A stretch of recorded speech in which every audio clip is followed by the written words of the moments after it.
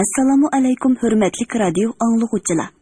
Adabiy anglatish programmamizni anglashinglarni qarshi olamiz.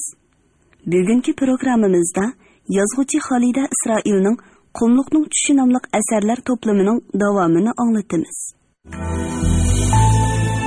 Voy qandoq qilay, mening qizlarimni naladi. Kimlarning qo'lida xo'rinib yurdi-qandu. Nima kunlarni ko'ryotdi-qandu. Men har qaysini pek obdan bilaman. Chechini parqirtib tarashib olganing bilan insof yo'q senlarda. Onam meni, dadam meni. Nemishqa orzulabdiki. Mening bundoq bo'larimni nemishqa o'ylamabdiki.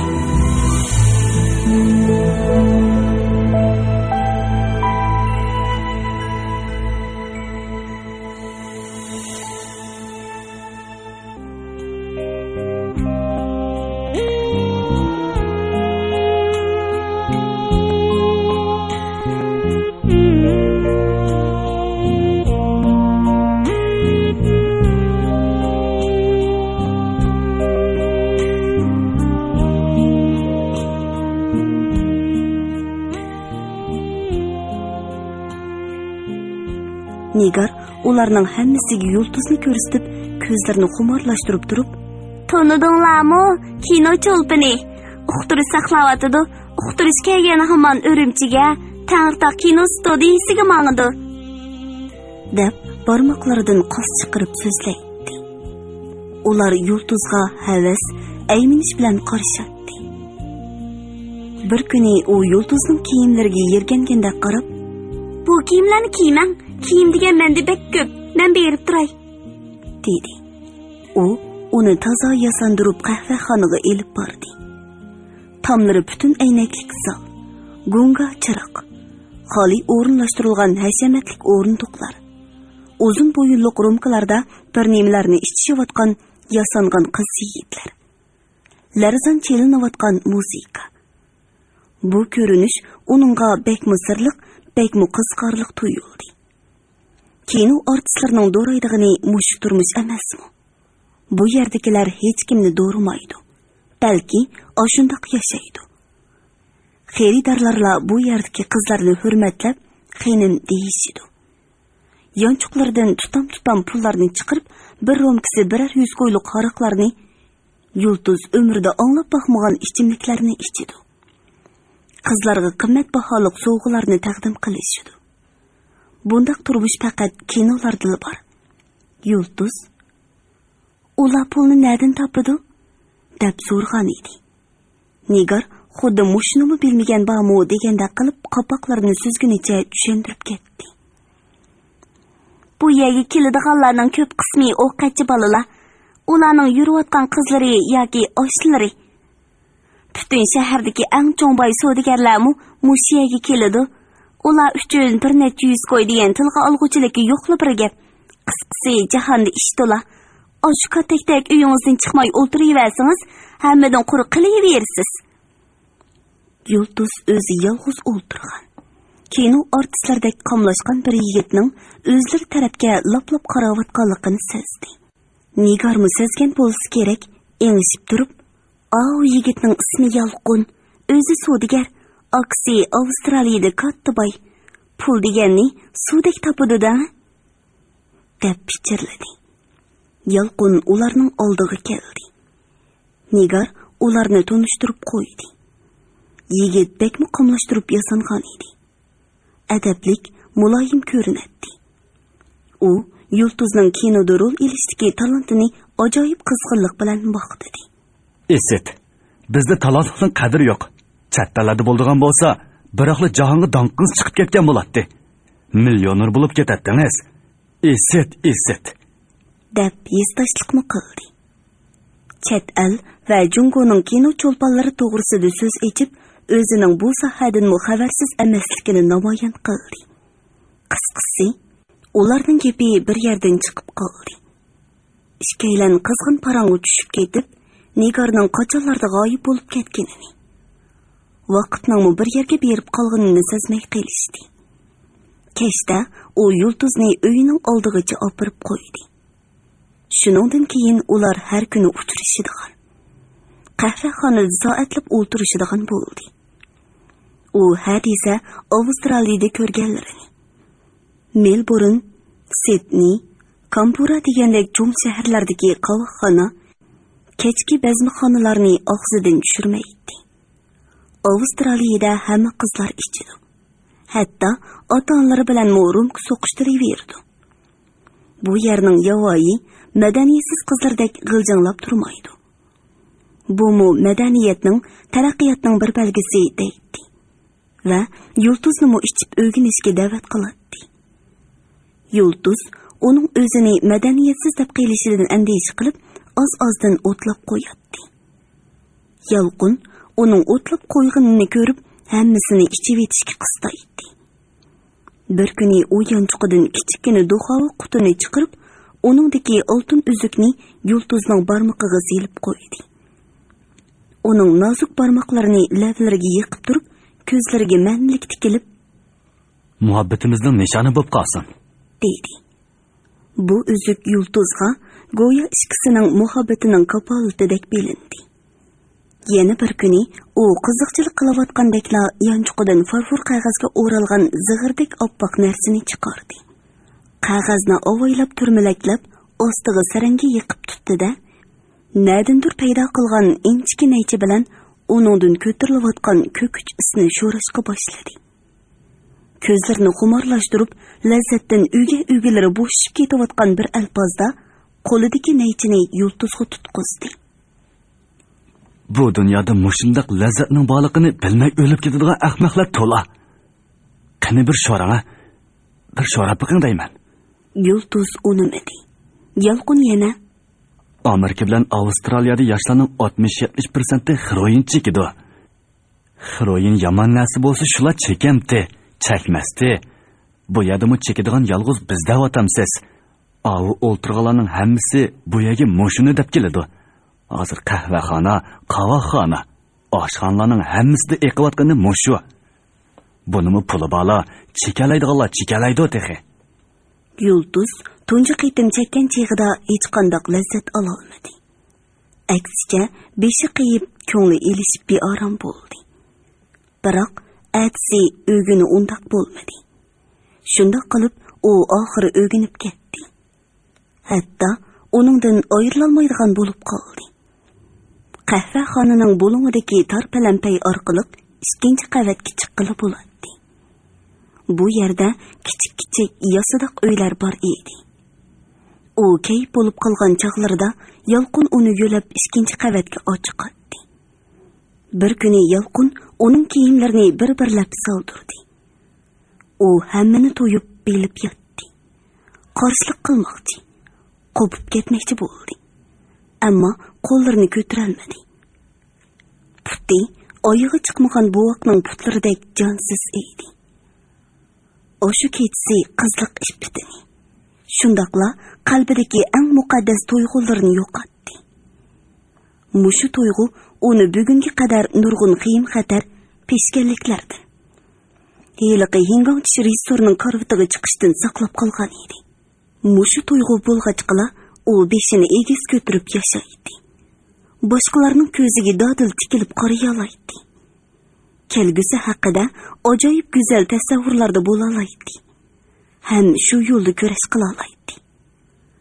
Biroq u o'sha tuyg'usidan ayrilib qoldi. Yalqin uning oldida tizlanib, "Siz mening u dunyo bu dunyolik birdan bir ayolim" deb qasam ichgan kunning ertasiga Yulduz uning qonunliq ayoli ham ikki bolasi borligidan. Shundaqla uningga olding'uchining yolg'iz o'zi emasligidan xabar topdi. U azoblandi, pushaymon qildi, yig'lab qoqishdi. Borxon seri chunqur petib ketayotgan potqoqdan qutulib ketishga urindi. Ammo qutulolmadi. Uning chekinish yo'li qolmagan edi. Bahor keldi. Bosh uchi cheki yo'qdek ko'rinadigan uzun, mudhish qishdan keyin orzu umidlarga hayotiy kuchga to'lgan iliq bahor keldi. Bu qonuniyat. Hamma narsadan ayrilib, echinishlik dor deyib qolgan. Qahriton soğuqning azobini yetkichi tortgan dal-daraxtlar. Soğuq shamol payxon qilgan. Qarmuslar ostida yanchilgan o't-cho'plar, quyosh nuri va bahor shamlining erkilatishi. Silab siypashlari bilan jonlanishga, bix surishga, gullab yashnashga, quyoshga qarab tantana qilishga boshlaydi. Hayotliq ulug'. Uning kuchi to'sib olg'usiz va tangdossizdir. Yulduz oshu dal-daraxtlar, o't-cho'plar bilan tangli yashardi. O'tgan kunlar kesel azobi xuddi mudhish tushdek uzoqda qoldi. Uning yosh yuragi yana hayotga bo'lgan muhabbat bilan, yoshlikning shirin tuyg'ulari bilan to'ldi. U o'zini dunyoga qaytadan ko'z ochgandek sezadi. U qaytadan yashashga, boshqacha odam bo'lishga bel bog'ladi. U onasining, singlisining, Anvarning yana o'zi uchun qayg'urgan, uningga ko'ngil bo'lgan nurg'ulg'an kishilarning umidini unutmasligi kerak edi. Anvar uning uchun oz yo'l ma'madi. Yulduzning dadasining idorasiga bordi. Ayollar birlashmasi ittifoq komitetlariga bordi.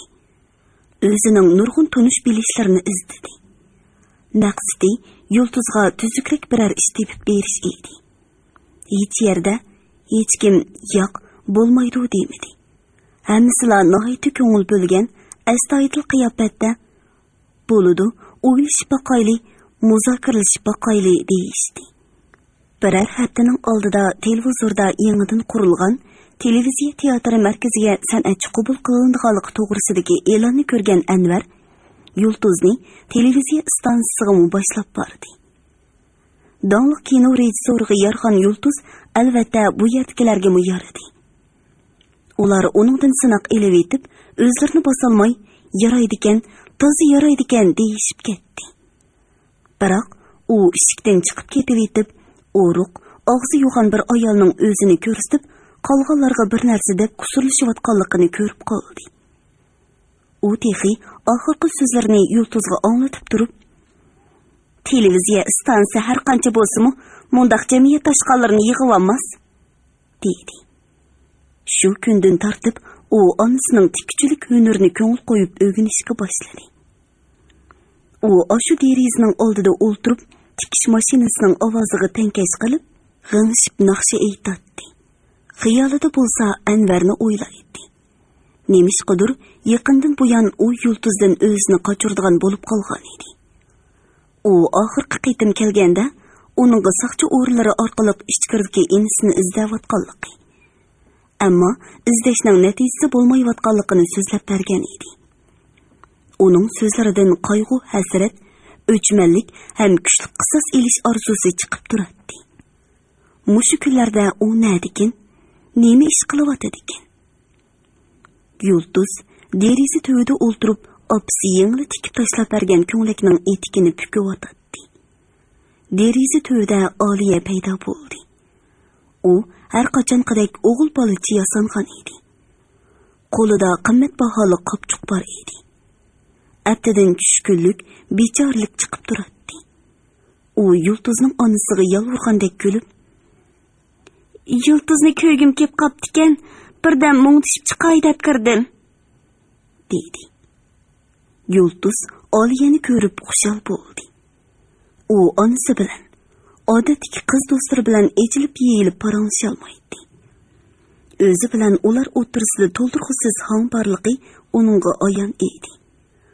Ularning oldida bir xil o'z-o'zini past ko'rish tuyg'usi uni azoblaydi.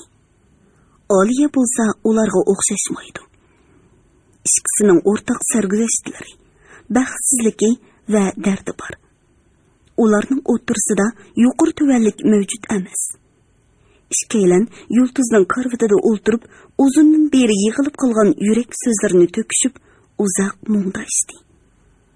"Ular seni bir yigit deb bo'pti, to'y qilsa kerak deyishibdi. Anglab baxush bo'ldim. Biroq diqqat qil, qasqib qo'ymasin. Sen ularni obdan tushunasan-ku. Rostli yigitim bo'lib qolgan bo'lsa-ku. Biroq bizdagilarga osonlikcha yigit chiqadi demsan", deb ulug' kichik tindi Yulduz. Ishqisi demi ishchiga tushgan holda jim o'ltirib ketdi. Bu pok, halol turmushga bo'lgan ishonchisini uzil-kesil yo'qotmagan har qanday qiz uchun xiyolidan kecha-kunduz neri bo'lmaydigan jalb qilarliq, ammo azobliq tema edi. Jimjitlikni yulduz buzdi. Jinim Aliya, sen bu bolduroq o'z yo'lingni tepib olsang bo'ladi. Biz qiz bola ekanmiz, ömrimizni mundaq o'tkazolmaymiz degina. Cho'roq bo'lsin-mi, oqsoq cho'loq bo'lsin-mi, birarini tepib to'y qilib olsak, bola chaqiliq bo'lib ketsak, kishilarmi bizning o'tmishimizni unutib ketarmikan deyman. Dunyoda unutilmaydigan nima bor? Bu deganing-ku to'g'ri, adash. Men shunday o'ylayman. Biroq mening sharoitim seninkiga o'xshashmaydi. Uyga dadam pat arda turmadan chiqadigan o'xshaydi. U chiqsa men u uyda tura olmayman. Bordigan boshqa yerim bo'lmasa. Undaq bo'lsa biznikiga qaytib kel. Ikkimiz opamdan kiyim tikishni o'rganib bir do'kon ochamiz bo'lmasa. Aytmoqqa oson, biroq hey bo'ldilar. U gapni qilishmayli. Mush gapingga rahmat adash. Menda g'am qilma. Faqat bo'lmasa Urumchidagi tog'amlarnikiga ketib qutulaman. Yulduz do'stining oldiga tushib olgan sochlarini, peshonasidagi to'g'ri ko'zidek bir tal totuqni siladi. Nima degan o'moq qiz.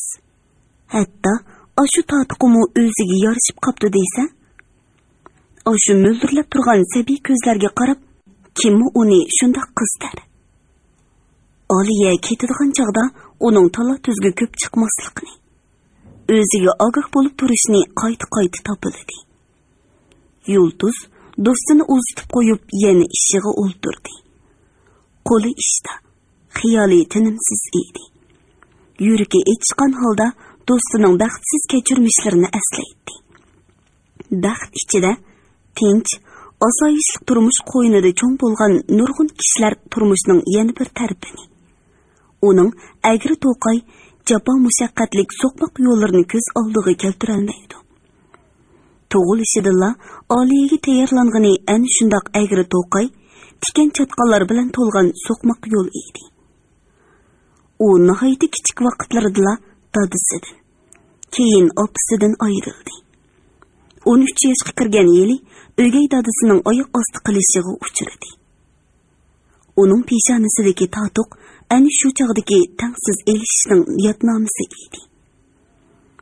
18 yoshga kirguncha 40 yoshga kirgan ayollardan ko'proq ishlarni bilib ketdi. Qahvaxonadagilarning hammasi uning bu kechirmishlaridan xabardor edi. Shunga uni ko'zga ilmaydi. Uni bo'za qilishadi. Yulduz uningga ich og'ritadi. Yestashlik qiladi. Umu ko'nglidagi gaplarni Yulduzga deydi. O'rtaq baxtsiz taqdir ularni yaqin do'stlarga aylantirgan edi. Oliyaning "Seni bir yigit tepibdi, to'y qilgudek deyishyotdi" degan so'zi Yulduzning teptinish ruhiy dunyosida qatma-qat davulg'ush paydo qildi. Uni shirin tuyg'ularga cho'mdirdi. To'g'ri, u xeylidan beri Anvarga ko'yib yurdi. Biroq u qalbidagi bu muhabbatni mangu oshkorlamaydi. Uningdek bir odam pok ham muqaddas muhabbat qasriga qadam qo'yishga qandoqmi petinsin? U faqat jup-jup bo'lib qo'ltiqlashib, shu qasrga kirib ketayotganlarga havas qilib, shu qasr atrofida divondek o'ylanib yuralaydi. Biroq u meni yaxshi ko'ramdikin, ozroq bo'lsin yaxshi ko'ramdikin deydigan bir savol uning xiyolidan ketmaydi. Shu kuni daryo bo'yida uni uchratdi. Qalbidagi o'lim istiki allaqayoqlarga uchib ketdi. U xuddi yo'ldan adashgan bechora amo edi. Qo'llarini ishonchlik holda Anvarga sundi. U uni qo'llaridan tutib quyosh nuriga cho'mgan dalaga, vangcho'liq, qaynoq, baxtiyor hayot ko'chasiga akirdi. Ammo bu yerda hamma odamning o'ziga tegishlik o'rni, issiq o'zi, muhabbati, xushallik va qayg'ulari bor. Uning bo'lsa qayg'udan boshqa hech narsasi yo'q. U faqat beshiga keladigan hamma azob uqubatni sukut ichida tortishga, o'z muhabbatini, qayg'u alamini qalbining chunqur qatlariga yo'shirishga majbur. Xiyolida o'zi bilan o'zi so'zlashib o'tirgan Yulduz eshikning chekilganini, opasining Anvar bilan paranglashgan ovozini anglamadi. Tuyuqsiz beshini ko'tarib, oldida o'ziga qarab ko'lib turgan Anvarni ko'rib cho'chib ketdi. Anvar xuddi eshikni to'sib olmoqchi bo'lgandek ikki qo'lini karganicha sal engishib, eshikning yon yog'ichiga esilib turardi. Yulduz beshini to'van silib, qo'lidagi ishni davomlashtiraverdi. Uning hammani ifodalaydigan nurli ko'zlarini uzun, quyuq kirpiklari to'sib oldi. O'ttirg'a tepishmoqdek sirliq, ig'ir sukut tushdi. Ishkirga maqmoqchi bo'lyapman. O'zim berib, ukamning izlarini qilib kelay deyman. Yo'l bo'lsin. Ishingiz o'ng'i tassin ilohim. Vaqtingiz bo'lsa, daryo bo'yini aylanib kelayli. Men oldingizda mang'ash turay. Chiqamsiz. Yulduzning yuragi do'pildab so'qib ketdi. U beshini ko'tarmasa-mu, Anvarning o'ziga tikilgan ko'z nurini sezib turardi. Noma'lum bir tuyg'u uningga bugun alohida bir ishning yuz beradiganligidan bishorat berayotgandek edi. Ular daryo bo'yiga elib boradigan yolg'iz oyoq yo'ldan chetnab, odamsiz, jimjit yezi yo'liga tushdi. Bu qiziq oftob taptidan qoqchirab ketgan. Harva, velosiped, mashina, traktorlarning chaqi qatan qilayotgan to'piliq yo'l edi. Yo'lning bir tarafida pakar chatqal daraxtlar xuddi tomdek qo'yuq o'sgan. Yana bir tarafi yoz oftobidan rangi o'chgan sarg'uch, kulrang, jigarrang, yeshil o't cho'plar va ko'rimsiz yovu gullar bilan qoplangan tabiiy o'tloq edi. Oralab yipakdek tuz, taksi bo'y tortgan kumushrang suvodan o'rmonliqlari chiliqatdi. Volildab turgan nayzdek tub-tuz g'o'llar, yop-yeshil yopirmoqlar orasidan to'kilgan quyosh nurida oppoq tuman bilan to'lgandek ko'rinadigan. Ostini shaxshumba va qurg'an yopirmoq bosgan kichkina o'rmonliq kishiga xuddi usta rassomning qalami ostidagi bir parcha manzara rasmdek ko'rinadi. Anvar uni o'sha manzara rasmning ichiga boshlab kirdi. Ishkaylan xuddi o'zlariga o'xshash yosh yumron ish kutib daraxtga yo'linib, bir-biriga yuzlanib turishdi. Ularning peshonisida, mang'izlarida oppoq quyosh nuri o'ynaydi. Yulduz bekmi go'zallashib ketgan edi. Ko'zlari yulduzdek chaqnaydi. Ikki mang'zi bilinar-bilinmas qizargan edi. Dal bosh ustidan, egiz daraxt orasidan konus shaklida tushib turgan nur eqimi go'yo nepiz titrab turgan oq ro'molga. Xudo uningga avatgan to'yliq ro'molga o'xshaydi. Bu ko'rinishdan Anvarning yuragi titrab ketdi. U Yulduzdan ko'zlarini ololmay qoldi. U uning ko'zlarida yop-yeshil o'rmonni, quyosh nurini, o'zini, o'z harorati, qudrati bilan hammani eritib etishga qodir bo'lgan kuchli muhabbatni ko'rdi. Bu qizning qalbida big' surgan pok, haqiqiy tunji muhabbat edi.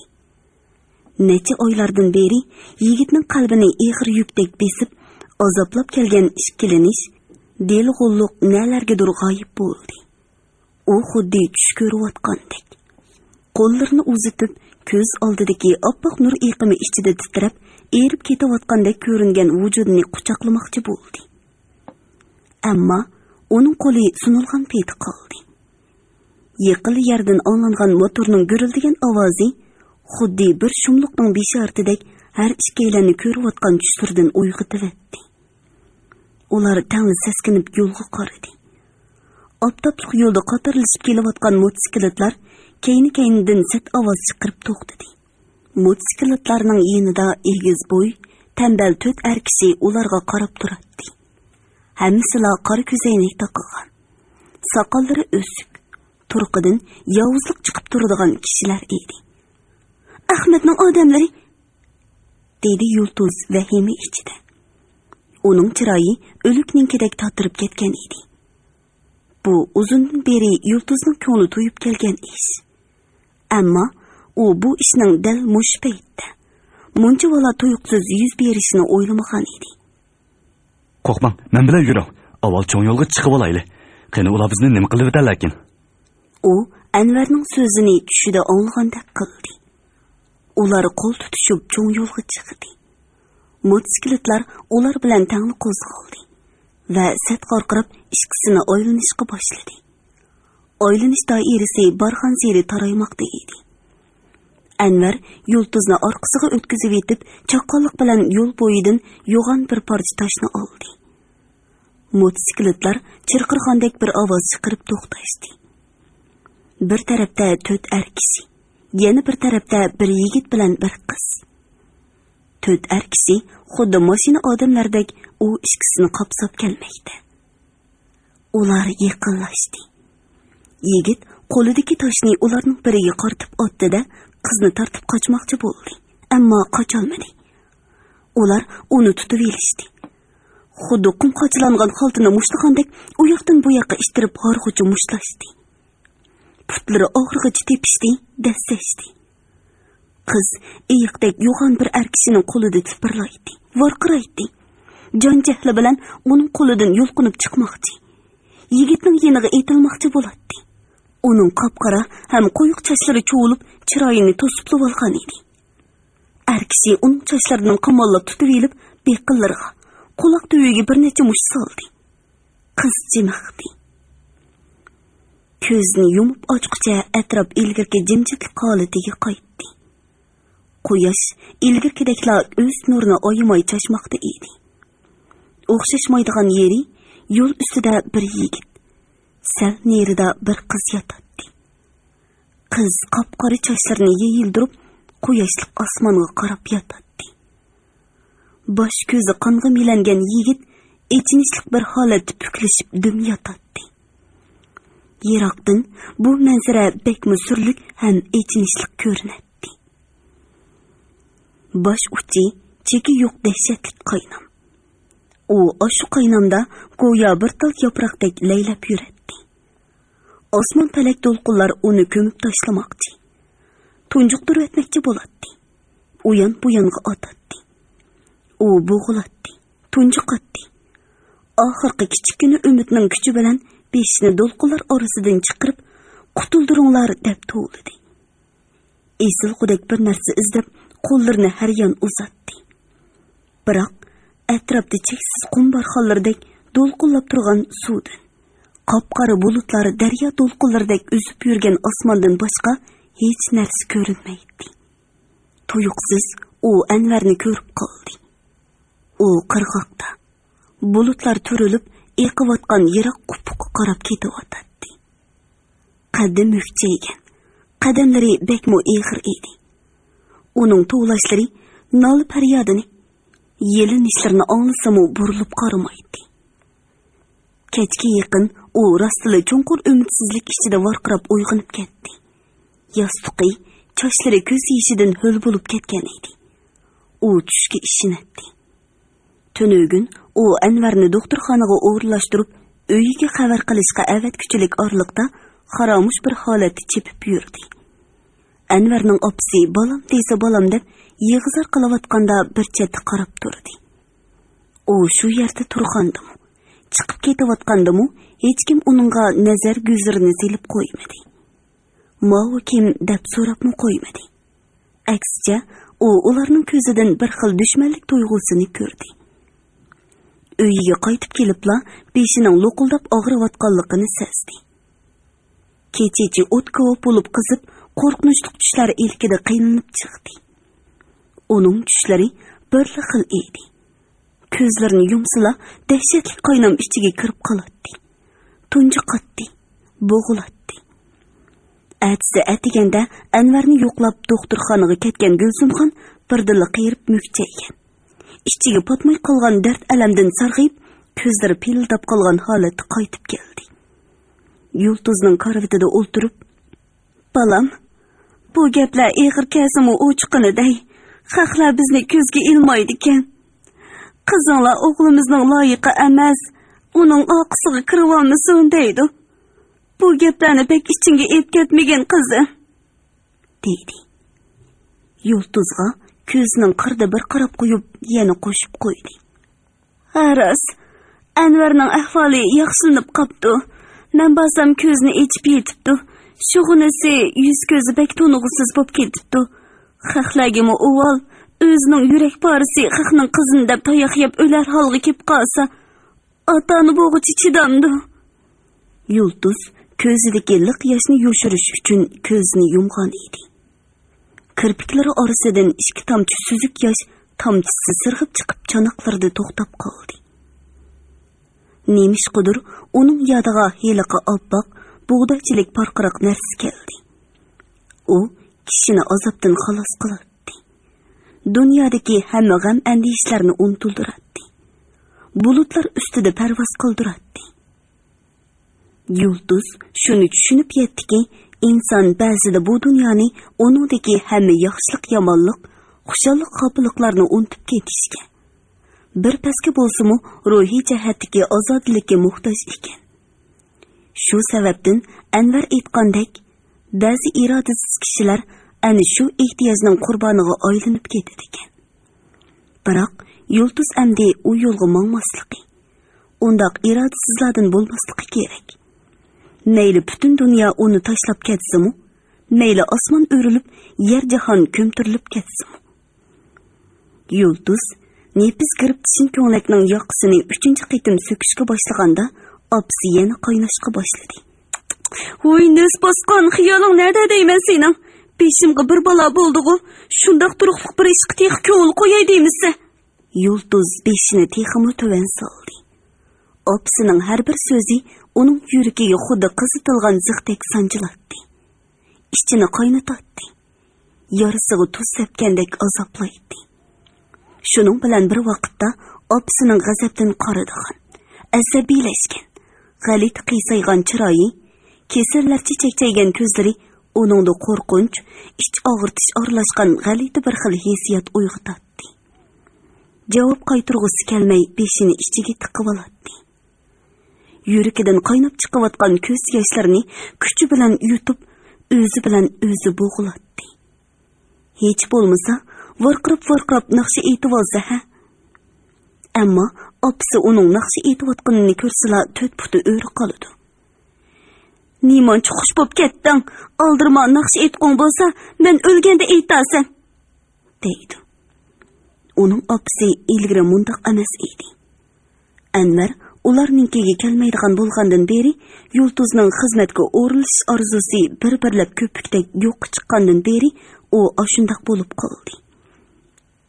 Bu ishlarning hammasida boshqalardan og'rinishga haqqi yo'qligi Yulduzga ayon.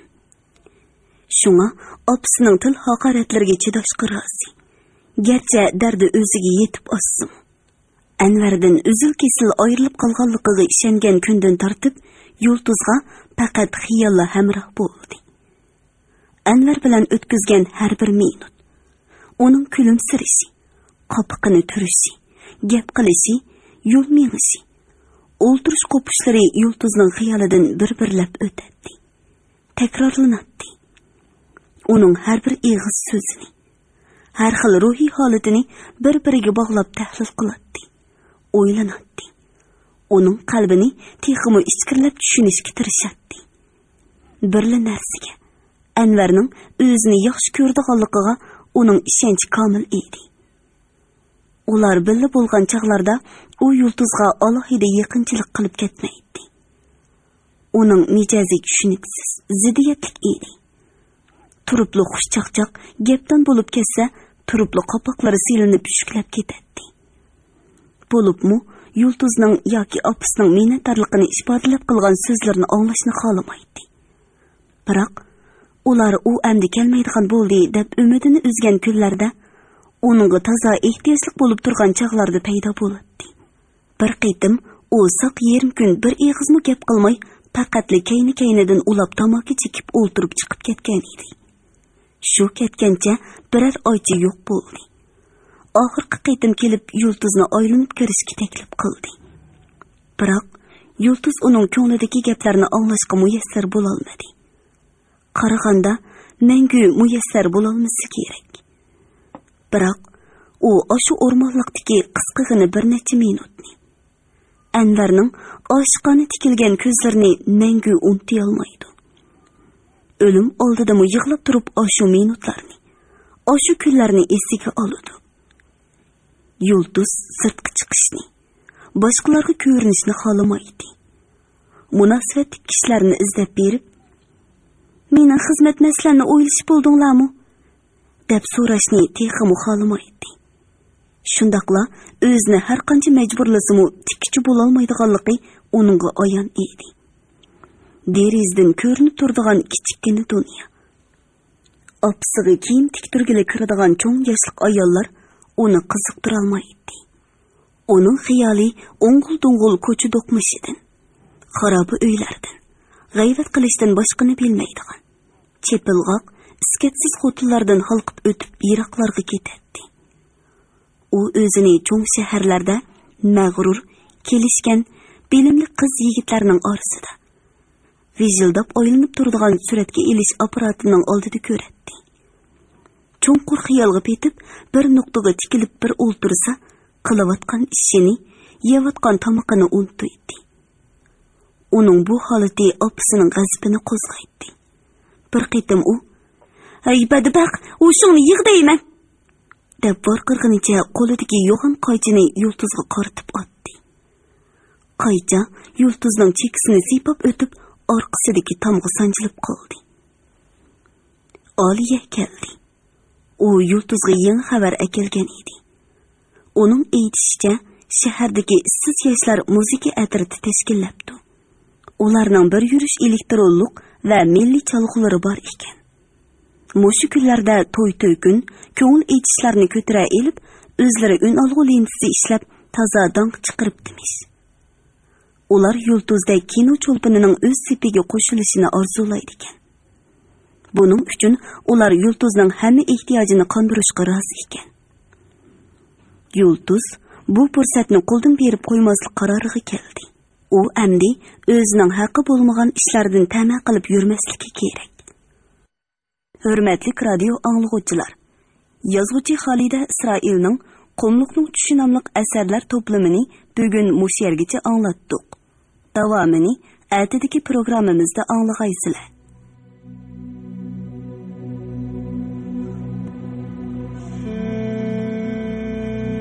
Gepimni anglamasang uydan chiq. Opam, singlim botdi deyma. Men sendek sharmanda qizni tug'magan bo'lay.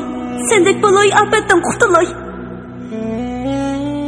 Anam meni, dadam meni nemishqa orzulabdiki, mening bundoq bo'larimni nemishqa o'ylamabdiki. Men sizni o'zini daryoga etib olmoqchi o'xshaydi deb o'ylab qopdiman. Ahmaq, xotin haq degansa, men nemishqa qo'rqid ekanman. O'g'irlik qilibdimanmi? Bo'lonchilikmi? Haq meni izlab keladi. Setib bersang deb yolvordi. Shundaq bo'lgandan sotmay qanday qilatdim?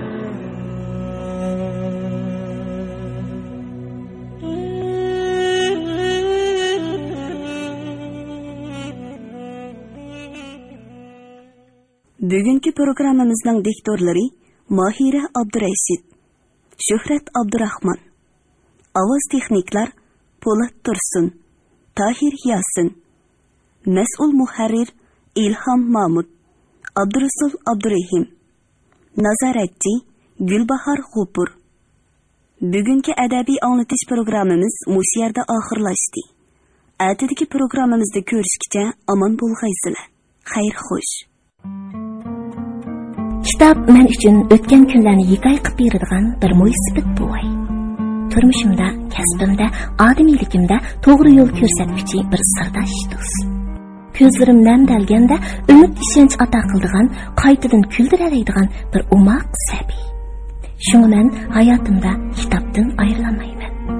Do'stim, sizchi?